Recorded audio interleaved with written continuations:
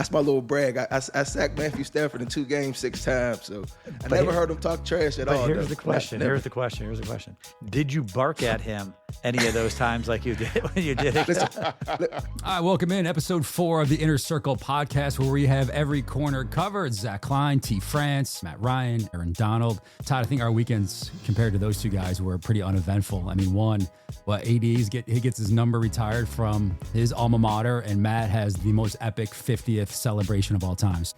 I think we're just a bunch of slackers, I think. I mean, Matt, that was unbelievable. Aaron, what was your line right when we were starting to do this? Would you say shaved what?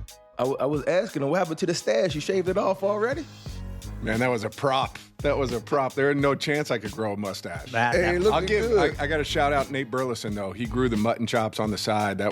He didn't put anything on there. He had no props. That was legit. Coach Gower and I had plenty of props, and JB too. That was unbelievable. That was really cool to see. Like, good. Yeah, it was. The graphics, the whole thing. Like, it was really... Well, if you missed any of it, this would have looked like. This is my favorite part. Hold on. Matt with the blonde hair. Hold on. Wait for it. I know exactly. Oh, don't leave my man hanging. Oh, he does. Slow-mo. I held it there for a while, too, and then just decided to go with the pat. Brent... Yeah, that was bad. I felt bad. I was watching that live, and I was like, "Oh my gosh!" I felt like I was hanging there for about 3 minutes, waiting for him to kind of turn to my side. But that's the shout out to Brent Musburger. He's the man. He is the man. If you're just joining us on audio only, and you can't see this on YouTube or wherever you get your podcast, Matt was in the New York City headquarters for CBS, the NFL and CBS. They did this 50th anniversary show, and the legendary, the GOAT, Brent Musburger, comes in. They're congratulating, they're giving him a high five. There's a lot of love, dapping him up, and Matt puts his hand out to shake his hand, congratulate him. And as you said, it felt like, 3 minutes out there? About 3 minutes. Brent left me hanging, but he handled it in stride, Matt. I got to be honest. You went to the pat on the shoulder. Just kept moving it. That's live TV for you. That's live TV for you. It goes wrong sometimes, and it doesn't go as planned. But it was a blast. I got to give a shout out to Drew Kaliski, our producer on the NFL Today, and Bob Matina, the director, for putting that show together, and really the entire team. I mean, it was unbelievable, the amount of work that went into trying to get that show on the air, and I think it came across really well. It was a ton of fun, for us on the show to do it, but I think a great tribute to Brent and Irv Cross and the group of folks that started it over 50 years ago. It was amazing. It did come off great. Great show. Yeah, it did. Sure. Really did. How long were you in makeup for, and what did Sarah say? So my makeup, Sarah laughed. My boys made fun of me. They told me I looked terrible, which is nothing new there, right? That's almost every week that I get that one. But yeah, they were all kind of laughing. What was crazy is, so I do another show prior to the NFL Today starting on the NFL Today Plus on Paramount. I just giving a shout out to all these different shows that I'm on. But so I did that show, and we were not in character. We were not in like 1975. And so I finished up that. I got off of that show around like 11:30. And we're on air. I mean, it's going at noon. And so I've got to change, put on that suit, get the wig on, basically glue that mustache together, get hair and makeup and like all of that stuff done. I literally walked into that studio about 45 seconds before we went on air, which, Zach, I think you can speak to it. That is not normal, right? You're usually there, you're getting lighting, you're doing all kinds of different stuff. Yeah, mic'd up and all of that stuff. So I was coming in hot for that show. You guys pulled it off, man. It was epic TV. Yeah, it was awesome. And one more, thank you guys. In transitioning from that, I can't let us go by without talking about AD getting inducted into the Hall of Fame at Pitt. That's so overdue. Let's go. I literally, AD, I remember when you were at Pitt and I was recruiting you, and I met your mom. You were coming to play Georgia Tech. And I met your mom because she came to Atlanta, and I went to the hotel and met with her the night before. Or maybe it was the morning of, I can't remember. And you had told me, like, this isn't going to be a good game for me, Todd. Like, you don't don't worry, because it's like they do a triple option. It's just they chip, they cut me. I'm not going to do anything, and it's not going to be a good stat game. So you completely downplayed it. Had to be probably your best game you may have had in your entire college career. It was on TV. I was watching on TV, and it was just constant, like. I don't know what your stats were, but it was unbelievable. But I mean, your whole career was obviously ridiculous. It was like 6 or 10 TFLs that day. Yeah. That's not bad. Backfield. That's not bad. They living in the backfield. It was awesome. It was awesome. Good times, baby. Good Congrats, times. Congrats on that, man. Appreciate it. deserved. Appreciate it. How'd you find out? So I knew about the Pitt Hall of Fame, but they surprised me last Monday. Last Monday with retiring my number at Pitt. Right, I was coming back from practice with my son. Obviously, I'm a defensive coordinator for my son's little league football team. So my wife come out and want to blindfold me. I'm like, "What are you doing? Like, what's going on?" I didn't know I didn't know what to think. I don't think we're getting into that stuff on this show. So she blindfold me. I'm walking in. They take the blindfold off, and they surprised me with all the cameras and the AD being there and let me know they're retiring my number 97. So that was a good day, man. Made my eyes water a little bit. Got to spend that time and take that in with my kids and my wife. So it was a special moment for sure, man. So really cool, man. Congrats, brother. Appreciate it. As for the NFL, man, some crazy stuff going on in week 3. The Eagles remain undefeated, 3-0, overcome a 19-point deficit. Got to give it up to my man, Jordan Davis. AD. Big man. You're a big fella, a big man running, the heaviest player, 336 pounds in NFL history to return a block kick 50 or yards or more for a TD. He topped off at nearly 19 miles an hour. When you were moving, what were you clocked at, you think, the highest? I'm not sure. I'll have to look it up, but he was moving. He's a fast guy, explosive guy, but you can see he wanted them 6 points, didn't he? He ain't slowed down at all. He ran all the way through. AD, how hard is it, like, after a team like the Rams, obviously, they lose a game and they lose it in the way they did, and then you got to get on a plane, fly, 6 hours back to California? I assume Tuesdays are normal off days, but maybe because you're getting back late, so early/late on Monday, do you still get Monday? Do you get Monday off and Tuesday? It's a loss, so you know you're coming in. Like, how does that work, and what's the tone on the plane and all of that? You still coming in on Monday. Anything that might start a little later, but Monday's in, still going Monday, but shit, just like anybody have to lose and take a 6-hour flight back, you're going to be miserable. That shit, I feel like they dominated the first half. They played great football, complete game in the first half of football, from offense to defense to special teams, man. They was clicking, me talking about the Rams, obviously. And then second half, they came out hot still. I think once the Eagles started to get A.J. Brown mixed into the game and, started doing things that, get the momentum, man. That's a part of the game, man. You got to play 4 quarters. It ain't over till it's over. They found the way to win, but it's a miserable ride. 6 hours, knowing you should have won that game and you fall short. It's one of them tough ones that you just keep replaying in your head, trying to think about the mistakes you made, things you did good, what you could have did better. And that's a lot of things that, me personally, that's how I would be. So I only could imagine, them guys been on that plane. I was telling my wife after the game, I said, I'm happy as hell. I ain't playing no more because I would have been mad as hell. I would have been wanting to fight everybody after that damn game, just mad, just grumpy as hell. That was a tough one. So AD, you know so many guys in that locker room, and Sean, take us into what is his messaging to a team after a game like that? Like how does he respond? How does he talk to the guys in the locker room, and how does he rally those guys on Monday? I think he just talked about all the good things they did, right? They made a lot of mistakes to beat themselves, right? Things that they can clean up. And rather it happen early in the season than later in the season, because you got time to, really correct the mistakes that you made, right? The little things on special teams where that shouldn't happen, right? 2 blocked field goals, that's unheard of. So little things he talk about, obviously he's going to pinpoint on a dominant first half. You're going to go on meetings Monday. Y'all going to have team meetings. Y'all going to have all that film broke down. Y'all go over some of that film, some of the good clips, the bad clips as a team. I think that's one thing I love about Sean, how he do it, right? Because he gonna tell you when you do right, and when you do bad, he gonna let you know in front of everybody. So it's about holding everybody accountable, right? So you trying to eliminate the little mistakes, man, because it's the little things in football, right, that can help you win a game or lose a game, man. And it's like everybody been saying for years, it's game of inches, right? It's 4 quarters of football. You can't be satisfied with 1 half of dominant football and you don't do it the second half, because you got to play 4 quarters. So I think the messaging, what he typically do, what Sean do, is just he hang his hat on the good things they did, what they can build off. But come that Monday meeting, I know it was a lot of these little mistakes that we can be better at. We should have won this game. We could have won this game, but we didn't. So we're going to fix it so it don't happen again, kind of things. I think that's what great head coaches do, though, right? Is they go in there and they hold everyone to account. Like, I always thought it was so important, right? Like, if we were in the locker room or something like that and you screwed up in a game, like, I think it's important for Sean to go in and be like, hey, Aaron, this can't happen. Matt, you can't throw this ball. You can't make this decision. Because I think that trickles down into so many different guys in the locker room.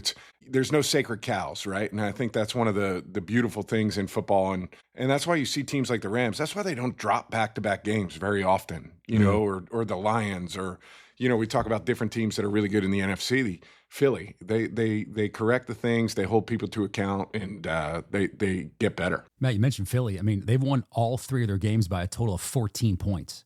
Yeah. What does that do to the psyche of a team where they just say, hey, I don't care how close it is, man, we are going to get this thing. I think what was in 2012, your Falcons were 7-2, I think, in 1-score games. What do you remember most maybe about that run, and what does this do to a psyche of a squad where even if we're down 19, we have this belief that we're going to rock and we're going to roll and we're going to get this thing done in the end? Well, I think that's the word, is the belief, right? You know, when you're on a team like that and you find ways in games, even when you're not at your best, to figure out a way to get it done, I think that creates incredible belief. And you almost feel like it's inevitable. You know, it's inevitable that you're going to go out there and find a way to win. And the same can be true when you're on teams where it's, you know, it's fallen the other way, right? There's that sense of inevitability during the course of the game. But I think particularly when you get it early on in a season, like Philly has, so then it's, okay, we just need to get ourselves in position. I thought the coolest thing about that last game, though, was Philly opening up the offense. I think they're built in a way that, you know, they're going to run the football and play good defense and be physical. And they're only really going to open it up and air it out if they need to, right? And in that game, I felt like they fell behind. They felt like they needed to throw it. And they showed, like they did in the playoffs last year, that they can play that kind of game too. And I think wins like that, finding ways to win tight ball games, I think that breeds confidence throughout the year. And I wouldn't be shocked to see Philly, you know, win 13, 14, 15 games this season. And they putting games together, right? Even through adversity, games they ain't starting off how they want. They finding ways to win. That's what it's about. No matter how ugly a game is, as long as you win, that's the ultimate goal, man. And that's how you become that playoff, that championship team again, right? You got the good leadership, great culture, and you put all that together with stacking on wins, man. That's going to be a lot to stop them. A lot to stop them, man. I think Todd, and you can speak to this too. You know Howie well, but I think that it starts really at the top in that building of putting the roster together, finding the pieces that fit for it, and finding guys that are, like, I think he does probably as good of a job as anybody in the league of finding guys that are competitors. And that are not scared of the moment. Yeah, I think Howie's relentless, right? I mean, he's relentless with how he does and how he approaches contracts in terms of creativity, in terms of being proactive, trying to get ahead of the market. Really well-respected GM, and then same thing with the roster development. I mean, he's out there and he's aggressive, whether it's, I mean, look how aggressive he is on draft day with trades. Look how aggressive he is in free agency. I mean, he looks at it from top to bottom, inside and out, uncovers every stone there is, and he does it the right way. And obviously the results are speaking loud, so good for him. So I feel like watching the games up in the studio, you know, you get to see all, 10 or 12 games that are going on in that 1 o'clock window. And then, all of the games that are going on in the 4 o'clock window. The first 3 weeks of the season, the special teams have been crazy, right? We talked about the Jordan Davis block kick and taking it back to the house. But, the week prior, we had your boy Brandon Aubrey putting that thing through from 60 yards down the field. We've had back-to-back punt return followed by a kick return. First time like that's happened since 1991 or 92. And yet, like, special teams values are not what they are on the offensive side of the ball or the defensive side of the ball. And yet their impact on winning is just as significant. Todd, what's your thoughts there? Why is the value what it is at those special teams positions? It's a great point. I mean, it just shows, right, that all three phases of the game matter. When people talk about all four quarters, it's sort of cliche, but they talk about all three phases, offense, defense, and special teams. And there's only so much money to go around. That's one thing, right? And they got to manage the cap and how much money they can put to each guy. And I think that, look, in the market for kickers, I feel like that's going to go up pretty significantly when Brandon Aubrey gets a contract. So that's going to be a good thing and for the special teams market. But you also have guys that are core special teams guys and guys that only do special teams. as opposed to like the Jordan Davises that we were just talking about, who plays on defense but also plays special teams and adds that versatility. Then you have a guy like Turpin, right, who's a receiver but also adds that value on special teams. Those guys can get premiums on their contracts for having that ability. But again, it's just a management of the cap, and the team's trying to figure out how to put the money, because yes, the teams matter, but so do the corners, so do D tackles, so do the back end, so do the quarterback. I mean, just everything matters. So each team, to their own, but there's only so much to go around. I think it's on the agents to push that level and continue to push the barrier to try to get these guys maximized out, because obviously their role is huge and determines the outcome of games. Yeah. No, for sure. I mean, we had a guy in Atlanta, Eric Weems, who Todd and Zach, you guys probably remember, and AD, I'm not sure if you remember Eric Weems, but he was, he wasn't a kicker, he wasn't a punter, he wasn't like a true specialist, but he was an absolute nightmare for other teams on special teams, whether it was gunner on the outside, returning kicks for us. He played very little offense, but he played, I probably played 8 years with Eric, 8 or 9 years with Eric. He had 2 stints with us in Atlanta, but guys like that can hang around, for a long time. And he won us ball games. I mean, I remember against Tampa returning a kickoff like at the end of the game when we needed it. I think Tampa was wearing their creamsicles. Those guys are huge, man. And it's been interesting to watch.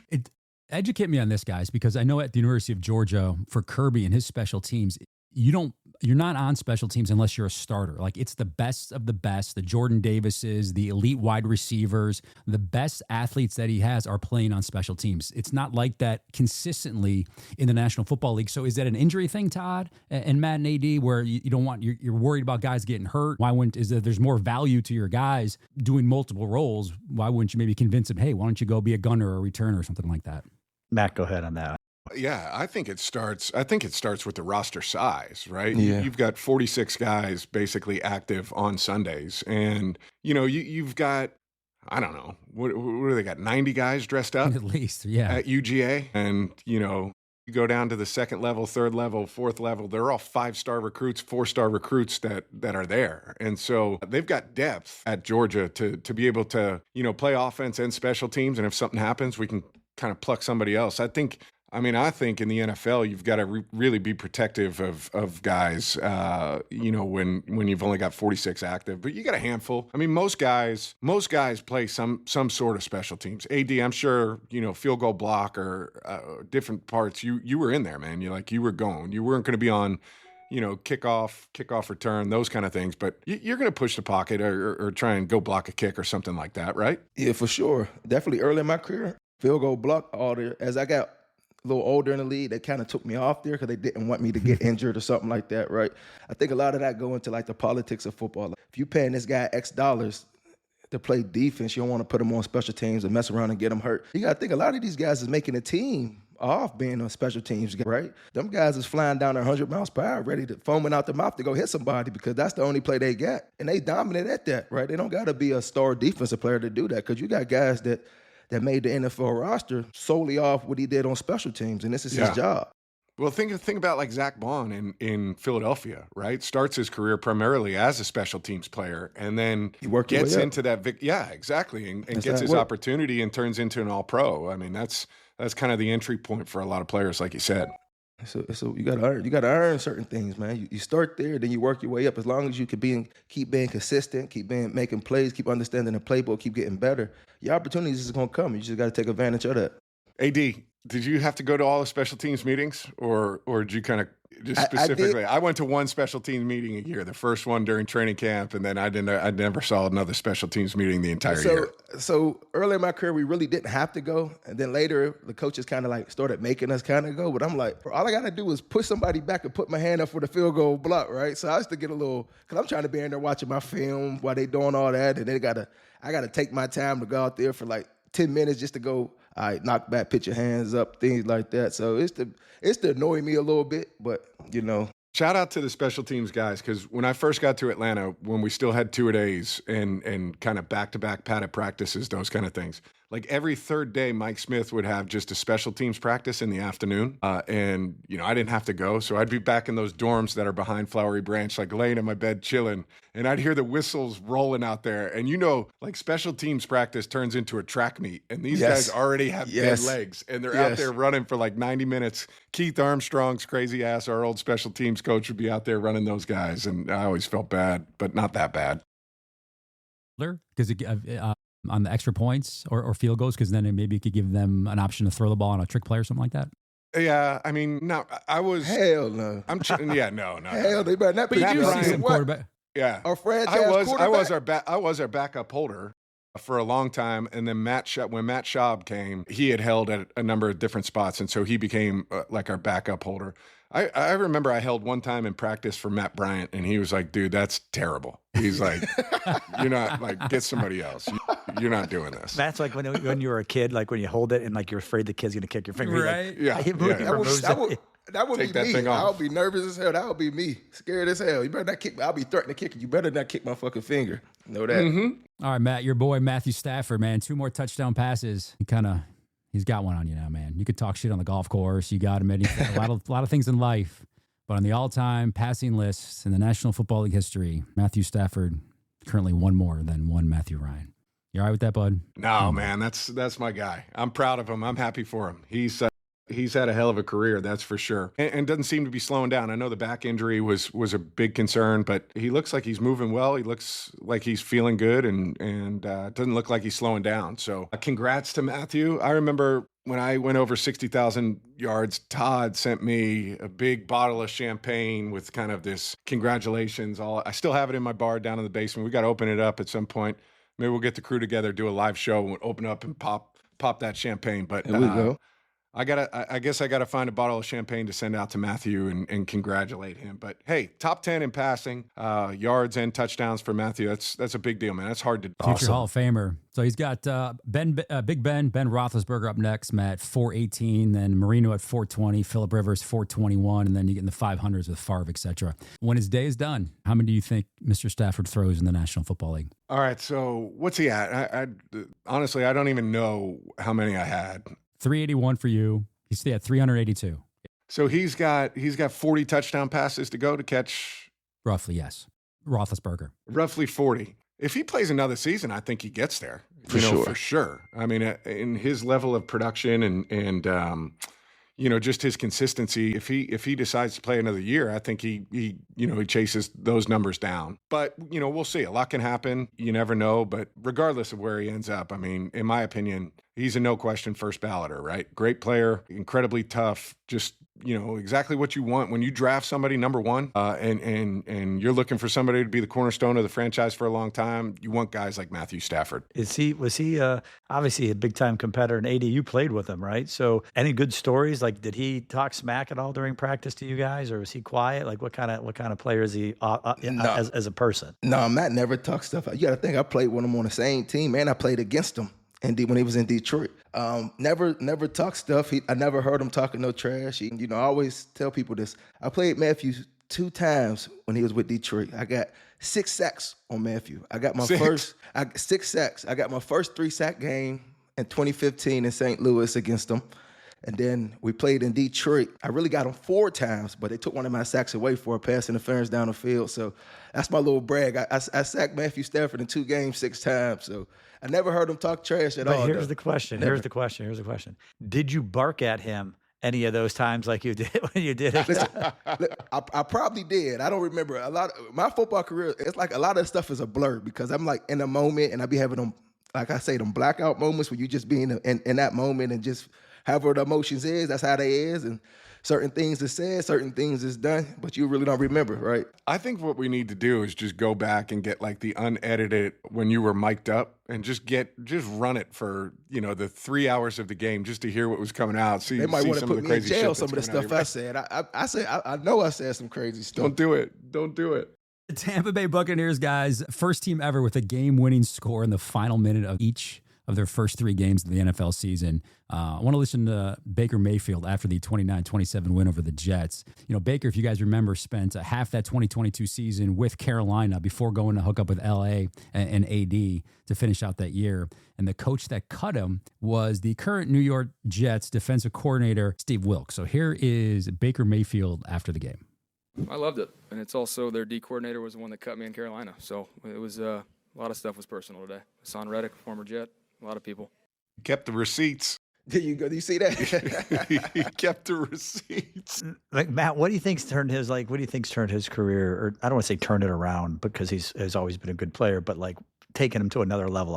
I'll use that word. Like you said, number one, he was pretty good in Cleveland, right? He had good stretches in Cleveland. The end, maybe not great, but like the beginning was pretty good. And then bouncing around, finding his spot, had that cup of coffee with you guys in LA and came in and played that unbelievable Thursday night game. I think that honestly, that was the one thing that kind of resurrected him getting a chance, was going in and being able to perform on, really an impossible situation, 2 days there and playing pretty well in that game. It was unbelievable. But I think number one, I think he's gotten to the point in his career where, how's the right way to say it? Like he cares the appropriate amount, right? Which is, he doesn't give a shit about, what people are saying about him and maybe he didn't at the beginning, but I think all of us get to a space where you feel more comfortable kind of dealing with the criticism. Yeah. And kind of understanding what you need to do to get yourself right. And then I think belief, I think Todd Bowles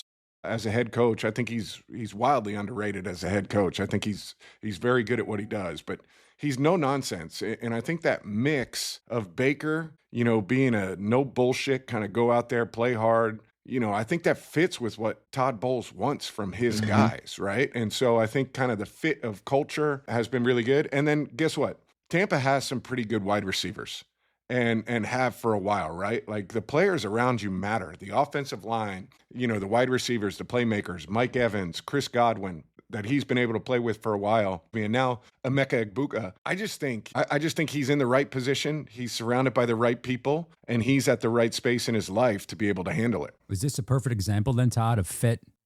Maybe that was the change, and the change of scenery helped him get to that other level where he could relax maybe a moment. And then when you're talking to your clients, when describing fit, when do you know it's time to pull the trigger and move on to some different location for the guys? Listen, of course, fit matters and situation matters. And as Matt said, what's around you matters, whether you're a quarterback and it's the O-line and receivers or whatever it might be. I mean, I always I'll use this example as a story. So Leonard Floyd, Chicago Bears first-round draft pick, right? And they don't give him his fifth-year option. They don't exercise it.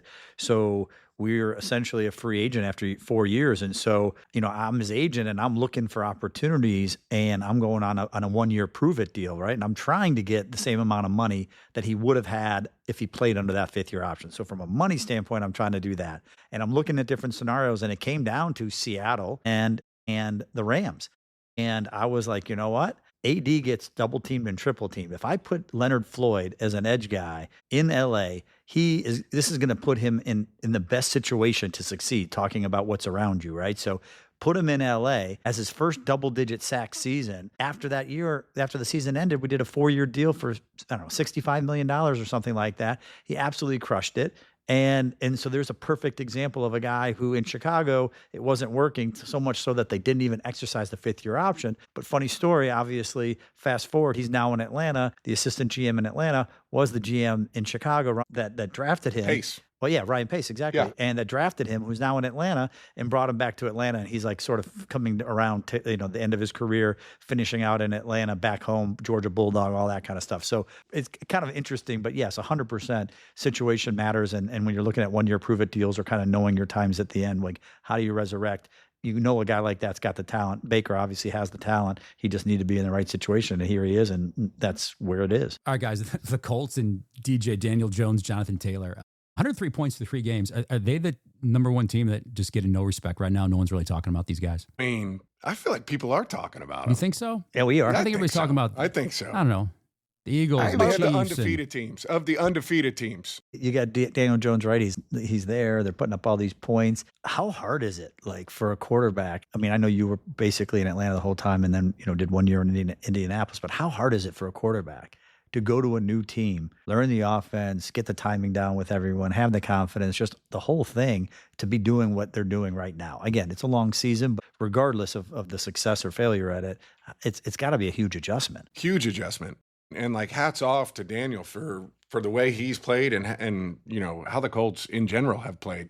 Like, I think it's the thing I've been surprised with is just the explosive plays, right? The big plays that they've had in the passing game down the field. I feel like sometimes, those are the things, it takes a little bit of time to find a rhythm with guys, just timing and landmarks and those things, but they've had people open. But even when he has put up like contested throws, guys are making plays on the ball. So I think it's difficult to come in and have that kind of success as fast as they have. But I mean, like, he's done it. And I give him credit. I give Shane Steichen credit. I give the entire organization credit. We're talking about Anthony Richardson should be starting. They drafted him number 3, and they're going through training camp and looking at it and finally came to a decision like, no, Daniel puts us in the best position to win. We're going to make that decision, even though it may be unpopular. And it's worked out really, really well so far. The fact that I think they've putted once in 3 games and have no turnovers. So, obviously we've seen Indy's offense rolling. AD, I'm always curious from a defensive perspective, like when you're on the sideline or you're on a team where the offense is just humming and firing on all cylinders.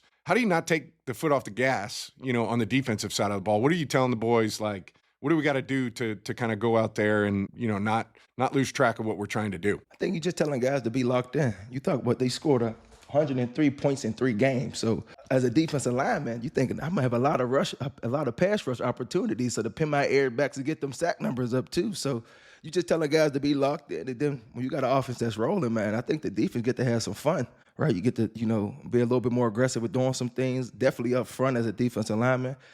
My mindset is always finding ways to be in the backfield, to attack the quarterback, right? That's similar to when we was in 2018. I feel like our offense was rolling. We were scoring a bunch of points. We was having leads to the point we got to rush the passer a lot, and them sacks is going to come in bunches, right? So them was them fun seasons, I think. When you got an offense that's hot like that, that's on fire, I think that should push the defense, that should motivate the defense.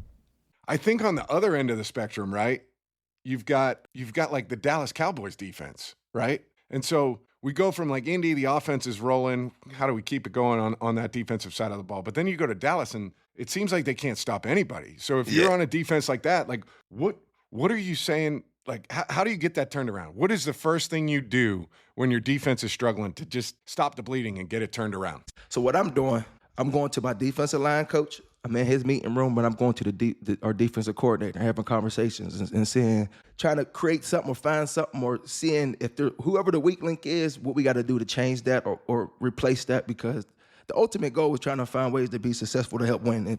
And if guys ain't getting it done, I don't give a damn how much you pay somebody or what it is. We got to figure something out because it's going to be a horrible season. It ain't going how I want to be, and you got to do something to change things around, right? So I'm having conversations with the defensive coordinator. Talking, I'm in the meeting room trying to come up with game plans, scheming things up, whatever I can do to help. And obviously, as a leader in that defense, let's start at practice, right? I'm bringing all the guys up, and we're going to have a conversation. We're going to talk. We got to pick this shit up. We got to be better, right? And like I talked about how Sean in the defensive meeting rooms, going through the bad film, right? Holding people accountable. I don't give a damn who it is, calling them out. Hey, we can't have that on this defense. You got to be better or you ain't going to be out there. I don't give a damn how much we paid you, where you was drafted at. If this guy that's a free agent got a better chance to make that play than with the guy that was a first-round pick, then that's who's going to be there. I understand politics and football, but the ultimate goal is to trying to find ways to win. And I think it started in meeting rooms. It started on the practice field with the leaders speaking up, people accountable. I'm big into people accountable. You got to hold them accountable. You got to find ways to get your guys going, man, because it don't look good at all right now with that defense, man, at all. No, it doesn't look good. I know they lost a big piece of the puzzle with Micah, but golly, that's one guy, man. You got, that's one guy. They gave us 24 to the Eagles, 37 to the Giants, 31 to the Bears, Matt. So, I mean, there's always pressure on Dak. How much more pressure is there on him right now, knowing that the defense is giving up north of 30 a game?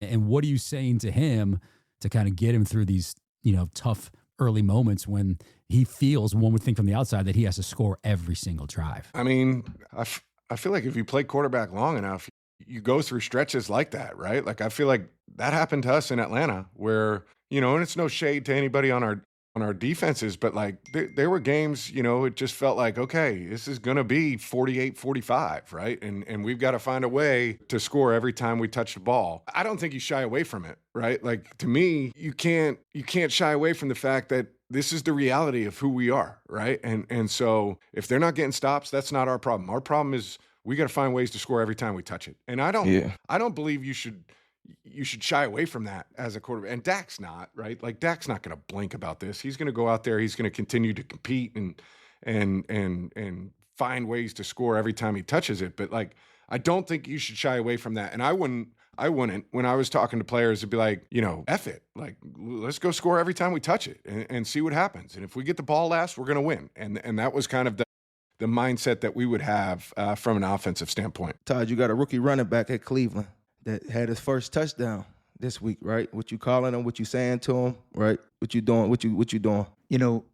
Obviously he's had success his first 2 games. He missed training camp, dealing with some off the field stuff that we were working on. But at the end of the day, I'm telling him you're just scratching the surface. It's got to be a huge motivator. You're going to be so excited about the potential, based on what you've done. That this last game was his real first full game. He's just getting his feet under him. I think the sky is the limit. So I think that he should be fired up about that. At the same time, I think you got to understand about it's a long season, how to take care of your body, how to focus on all the little things and that type of stuff. But from a confidence standpoint, he should have all the confidence in the world. Like, you've been there now, you've seen what it's about. You played against a great team and you had a great game. So I think that'll be awesome for him. I think he's not only a great player, but he's a great kid. And so I'm excited to see what he's going to be doing for the whole season and his whole career. Pretty good win for Cleveland too, man. Oh my gosh.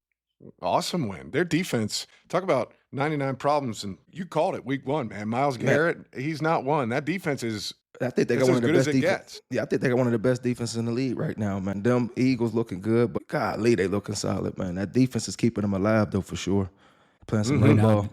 Yeah, the Browns have a 1-2 record, the same record as the Falcons guys, who just got utterly embarrassed. One of the worst performances I've ever seen from this football team. They lose by 30 on the road in Carolina. Michael Penix, did not finish the game. He was 18 of 36, $172, no touchdowns, 2 interceptions, including a pick 6. Here's Raheem Morris after the game when asked why he got rid of Michael Penix and put in Kirk Cousins. You move on, keep them out of harm's way, keep our guys out of harm's way, take a couple guys out. Way to take some of those wideouts out, way to get the young back in, get all those things going. The game's out of hand. They got us. Will you give Kirk a chance to compete for the job this week? No.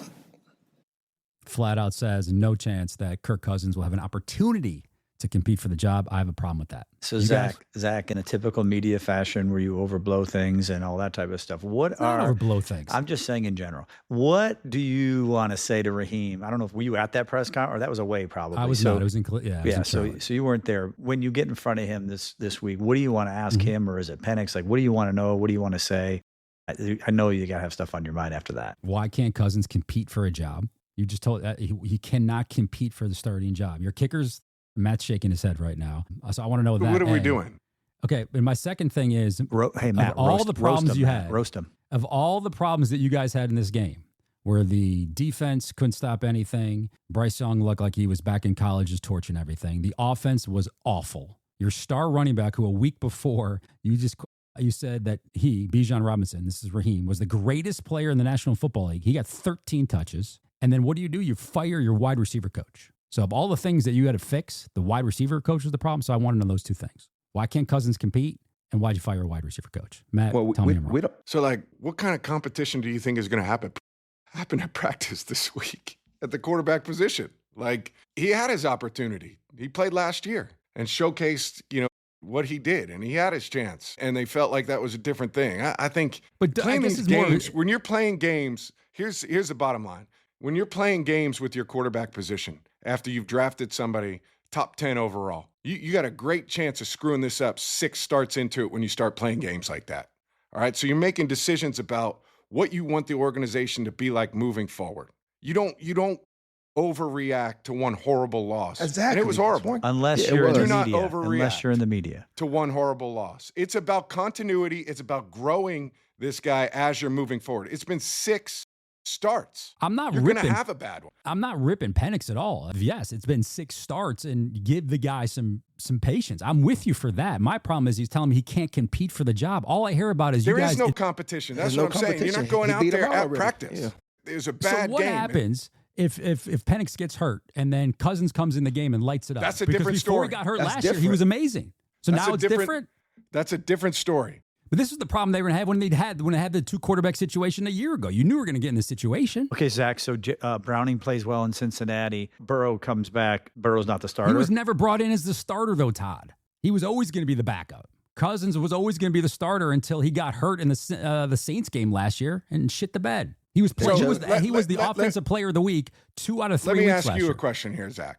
Talk All to right? me. Stay in the media. If you're the head coach of the Atlanta Falcons, are you having a competition for who's going to play quarterback this week? No, of course not. Exactly. But I'm saying something about So it's why always are a you competition. You know what I'm he not is? pissed. I don't like the answer. He just pokes the bear. He's just the meat. They just click, click, click, click. Just poke, poke, No. poke. All I hear is you talk to these coaches all the time. You talk to Nick Saban. You talk to Kirby. You talk to all the best. Everything's about competition. Iron sharpens iron. We got to get everybody better. And then all of a sudden, I've never heard a coach that there's no competition for the starting job. Well, he's a starting quarterback. You don't want to say that, and then your guys hear that and you don't know what's going on inside that locker room with the coaches being fired. We outsiders looking in, so we don't know what's really going on inside the building. For sure, And no doubt.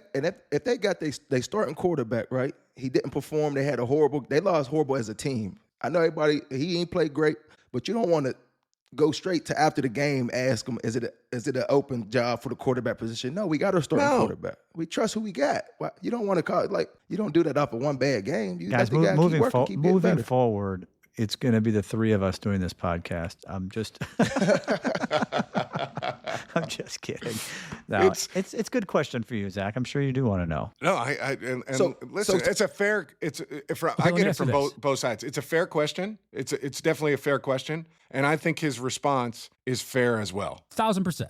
I hear what you're saying. I want to then break this down for me. One more Raheem Morris, because last week on this podcast, Matt, when you were talking about Mike McDaniel, the head coach for the Miami Dolphins, and you were discussing body language, leadership, what it's all about to own that moment and be the CEO of the team. So after the Falcons' 30-0 loss, there was the camera that caught Raheem afterwards with big smiles, hugging the opposing player and coaches. Now, to be fair, I have no idea what the previous relationships were with Raheem and the guys on the Panthers. To be fair, I don't know that at all, but there's been a lot of criticism toward Raheem about just knowing the moment. You guys just got your ass lit up on TV, and this is the reaction. So I want to play you what it looked like and what the national audience was able to see from Raheem after the game. And if you were a player who just got embarrassed, and here's your head coach, there he is dapping up guys. And we see this, after things go down, the players dap everybody up, they swap jerseys.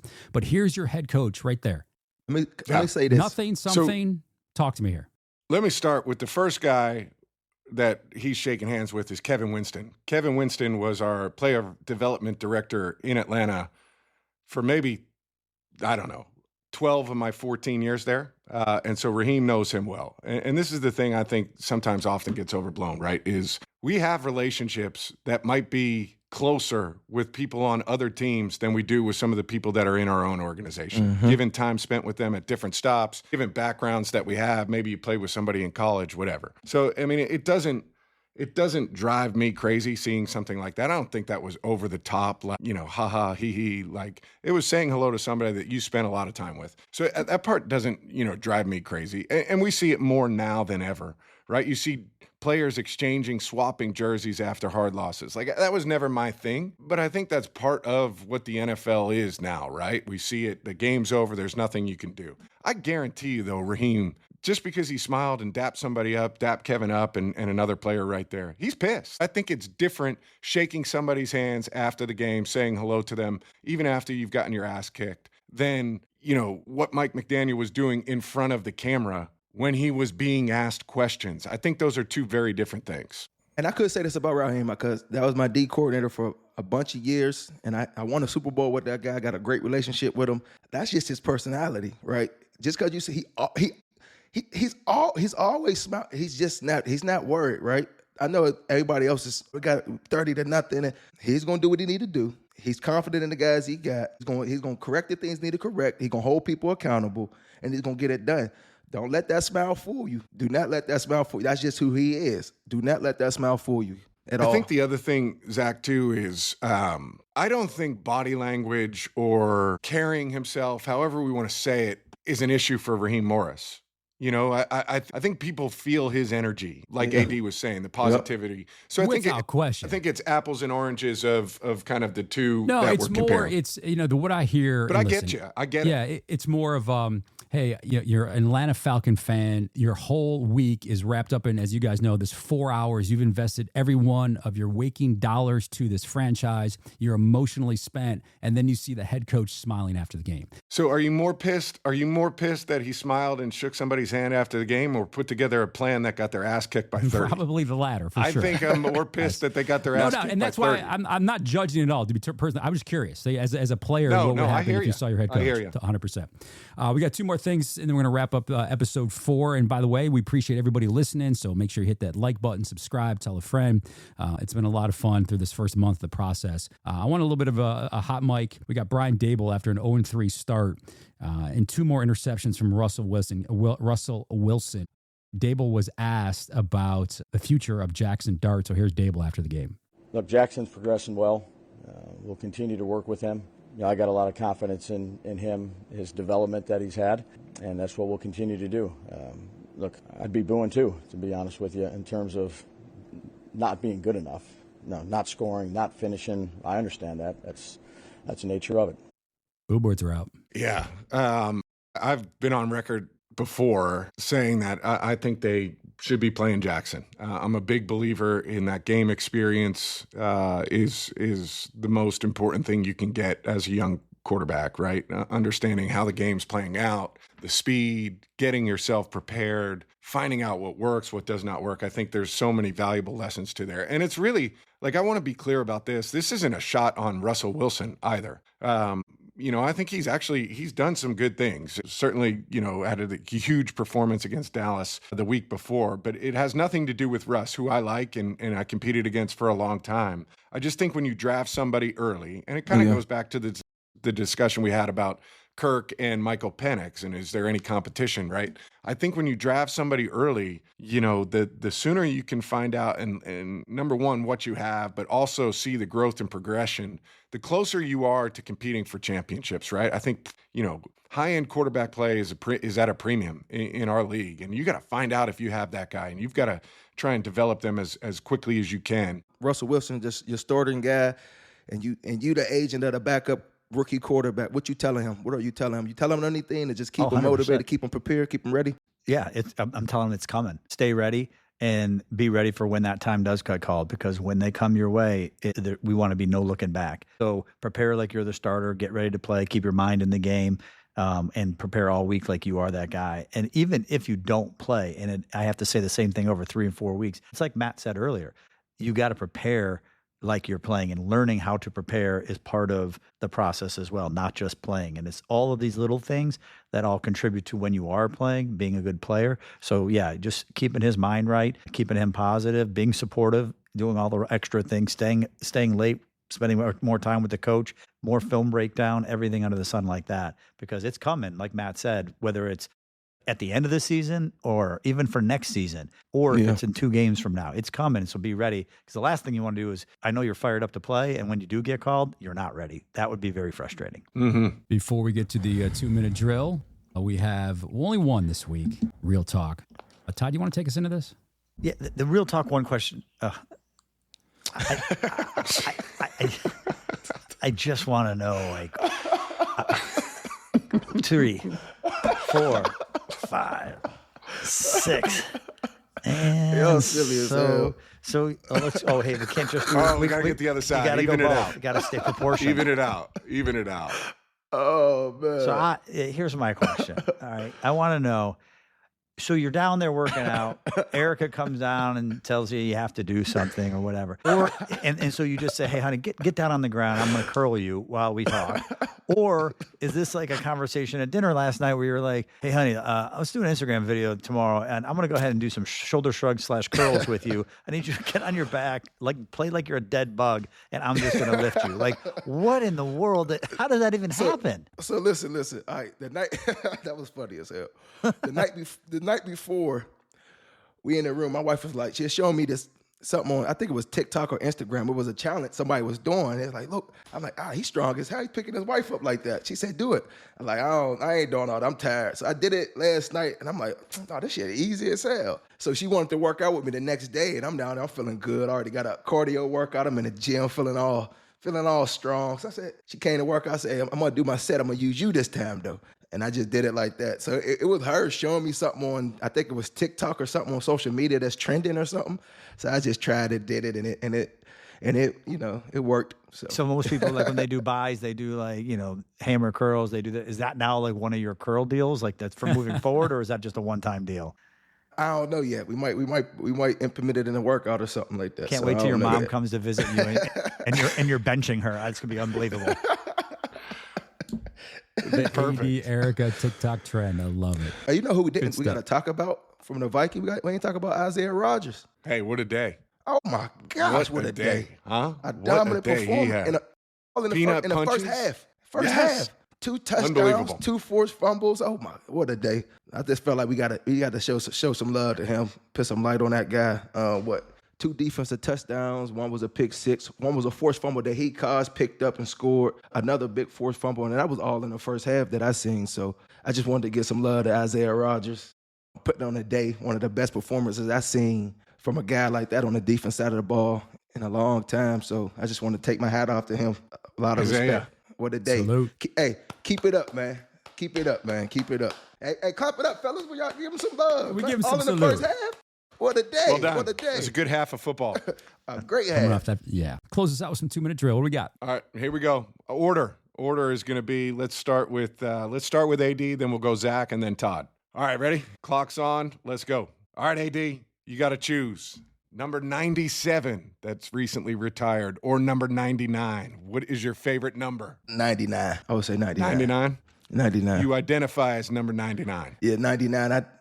Obviously 97 is what we started with, but 99 was able to, cement that legacy. So 99. One quick follow-up. Did you choose 97 at Pitt, or was it given to you? So I wore 59 in high school, 59 my freshman year. We had new coaching staff my sophomore year, and it was like, you gotta pick a 90 number. And 97 was open because Jabal Sheard was my guy, one of my veteran guys that was there my freshman year, so I had to represent Jabal Sheard with 97. So okay. That's why. I gotcha. Okay, I felt like that deserved a follow-up. Congratulations. All right, Zach, you're up. Are we having an open competition this week for a new host of this show? It's always a competition, Matt. Anytime anybody wants to come in and bring it, you got to bring your A game. You got to stay strong.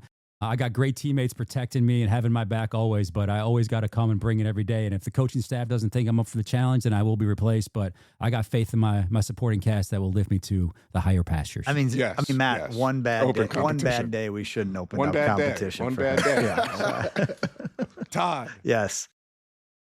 No. Would you be able to row Jill like AD did? Yes, I think I could do it. I might try it. There is next time. Zero chance. Actually, Send me the video. Why don't you and Sarah come? I want that. Why don't you and Sarah come over and I'll grab Jill, you'll grab Sarah, and we'll see how we do it. Yeah, for sure I could do it. Excellent. AD, your left side of your back or your right side of your back stronger? Both look pretty even to me. I would say right side probably because I'm a righty. So I'd probably say right side. Okay. Zach, you have to choose. We talked about special teams. This is the last question. You have to choose to be either a kicker, punter, or punt returner. What are you choosing? Punter. I think opportunity for the field. I mean, I'm soft. I told you I got a glass jaw. I'm going to get my ass lit up. I don't want to get clocked and be knocked out for the games. Probably a go punter, yes. Okay, pretty good. We went 216 today. Not Let's bad, go. boys. Not Good bad. stuff. That We was went a little over. That was because of the but not bad. follow-ups. That was because of the follow-ups. Yeah, that's right. AD deserved the follow-up on Amen, that. man. Congratulations, man. I appreciate That's it. a really I appreciate cool honor. it. I can't wait to it. get home and try the curl with Jill. Oh my gosh. When is 99 getting retired in L.A.? I don't know. That's coming. I got a good feeling that's coming. Hopefully. That's coming. We're going to see. We'll eventually look forward to that. What else are we looking forward to, though, this weekend, gentlemen? Todd, start with you. I hope all my guys don't get hurt. I hope everybody stays safe. That's fine. You say what you want to say. I'm looking forward to Zach rebounding this week and putting together a better show for next week for himself so he doesn't get booted from this show. That's what I'm looking forward to. Play fire with fire, no brother. Fire with fire. That's right. Go ahead, That's right. Matt and Aaron. What are you guys looking forward to? You know what? I'm looking forward. We're going to the Kansas City. We're doing the NFL Today live from Kansas City this week. So heading out to the Kansas City-Baltimore game. I'm looking forward to being out there. Always a great atmosphere. And watching that game. 1-2 teams, right? Who would have said at the beginning of the year, Ravens and the Chiefs meeting in week 4, both teams will be 1-2. This is like, it's going to be two teams with their back against the wall, both trying to claw, scrap. Like, it's going to be a battle. What's crazy is one of them going to end up 1-3, which is correct. Just, that's let's go. Yeah. Sound crazy. AD? How about you, AD? Honestly, I'm a Isaiah Rodgers fan, so I'm looking forward to see what he do this week. After a dominant defense performance, I want to see what he can do, man. He caught my attention, so all eyes on him this week. I'm going to see what he can do this week with the Vikings, man. So, let's see. That's fantastic. I like it. How about you, Z? I'm looking forward to Packers-Cowboys. I'm looking forward to Micah's return. I want to see that emotion. I forgot about that. Right? Oh, I forgot about that. Okay. We'll have plenty to talk about next week. Yeah, that's one of the ones I want to see too. All right, Vikings and the Cowboys game too. Cowboys-Packers game I'm excited about this week. Appreciate that, Zach. I appreciate you, AD. Congrats again on the unbelievable honor. Matt, well done with the mustache. Unbelievable. Todd, I still love you. Episode 4 in the books, ladies and gentlemen. Thanks for hanging out with us on the Inner Circle. We'll see you next week, everybody.